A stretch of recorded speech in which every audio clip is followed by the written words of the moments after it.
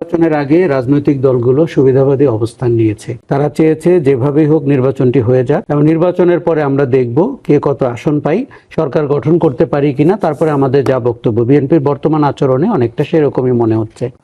গণভোটের প্রক্রিয়া এবং গণভোটে যে বিষয়গুলোর অবতারণা করা হয়েছিল সেটি কিন্তু ত্রুটিপূর্ণ ছিল এবং এই প্রশ্ন তখনও উঠেছিল যে আমরা এই 4টিতে 3টিতে হ্যাঁ করলাম, 1টিতে না করলাম, আমি কোথায় টিক দিব। এটি প্রক্রিয়াগত ত্রুটি। কিন্তু যদি আপনি এভাবে বলতেন যে জুলাই সনদে ঐক্যমত্য এবং নোট অফ ডিসেন্টের উপরে আপনি হ্যাঁ কিংবা না বলুন, তাহলে কিন্তু জিনিসটি ক্লিয়ার হয়ে যেত। অন্তর্বর্তী সরকার সেটিকে ভাঙতে গিয়ে, বিষয়ের অবতারণা করতে গিয়ে তাদের পক্ষে যুক্তি ছিল তারা মানুষকে বুঝিয়ে বলবেন কেন হ্যাঁ অথবা কেন না। কিন্তু সেটি করতে গিয়ে যেটি হয়েছে, বিষয়ের অবতারণাটি পূর্ণাঙ্গ হয়নি। বিষয়ের অবতারণার মধ্যে অনেক প্রশ্ন আছে। অতীতের গণভোটগুলো নিয়েও কিন্তু আপনি একই প্রশ্ন করতে পারেন। দেখুন, এটি নিয়ে তখন কিন্তু যথেষ্ট সময় ছিল বিতর্ক করার, মতামত দেওয়ার, এমনকি বলার যে এটির ভিত্তিতে গণভোট হলে এই ফলাফলকে আমরা কিভাবে নিব। এটি আমাদের সততার রাজনীতির পরিচয়ক হতো, সেটি হয়নি।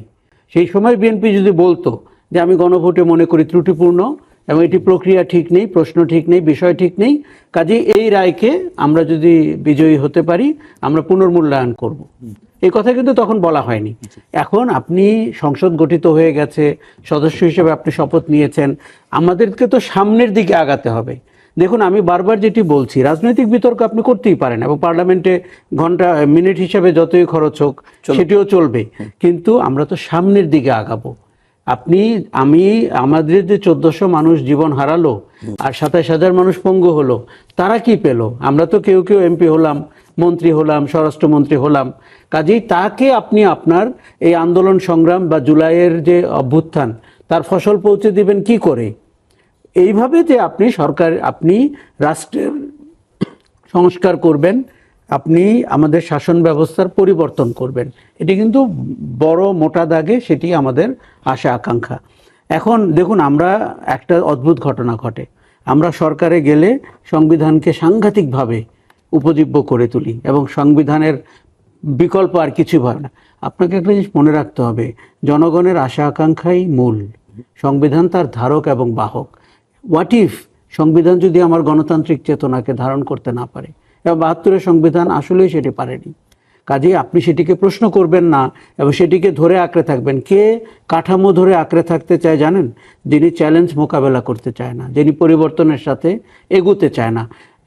দেখুন, সময় বদলিয়েছে। আমি তো মনে করি যে পার্লামেন্টারি যে প্রসিডিংস আছে, যেভাবে পার্লামেন্ট চলে, সেটিরও আপনি সমালোচনা করতে পারেন। এই আমাদের যে বর্তমান জীবন এবং সময় এবং অর্থনীতি এবং রাজনৈতিক সংকট, সেটিকে আপনি পার্লামেন্টে কি করে আনবেন? দেখুন, আমাদের পার্লামেন্ট এখনো রয়ে গেছে আপনার মনে হয় এলজিআরডির পার্লামেন্ট, কালভার্ট, ব্রিজ, সড়ক। লজ্জার না আইন প্রণেতারা?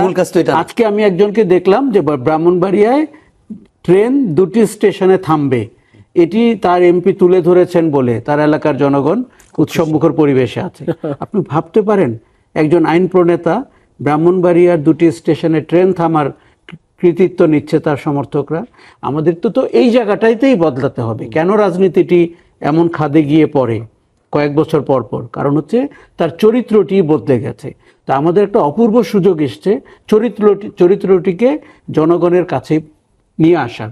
এখন আমি যদি পদে পদে বাধা দিই, দেখুন, প্রক্রিয়া নিয়ে বিতর্ক করে এখন আপনি ওয়াক আউট করতে পারবেন, রাজপথে যেতে পারবেন, এটি একটি রাজনৈতিক কল।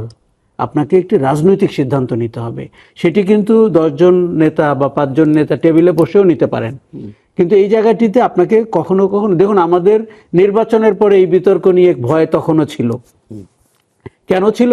কারণ আপনি যখন বিজয়ী হয়ে যান, আপনি সরকারে চলে যান, আপনি অপোজিশনে চলে যান, আপনার অবস্থান বলে দেয় ওই ইস্যুতে আপনি কোন পক্ষে যাবেন। দেখুন, আমাদের এখানে সরকারে গেলে সংবিধান উপজীব্য হয়, বিরোধী দলে থাকলে রাষ্ট্রদূতরা গুরুত্বপূর্ণ হয়ে ওঠেন। সরকার আবার বলে কেন রাষ্ট্রদূতদের কাছে?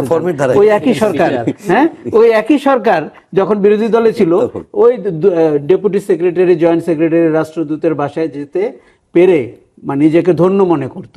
এই ধরনের দ্বিচারিতা এবং এই ধরনের ডাবল স্ট্যান্ডার্ড আমাদের রাজনীতি থেকে যদি না বেরোয়, আমরা কিন্তু সামনের দিকে আগাতে পারবো না। দেখুন ইদানিং আরেকটা আমি দুঃখের সাথে বলি, জুলাই অগাস্টের যে আশা আকাঙ্ক্ষা সেটি নিয়েও অনেকে হাস্যরস করছেন। কেন করছেন? কারণ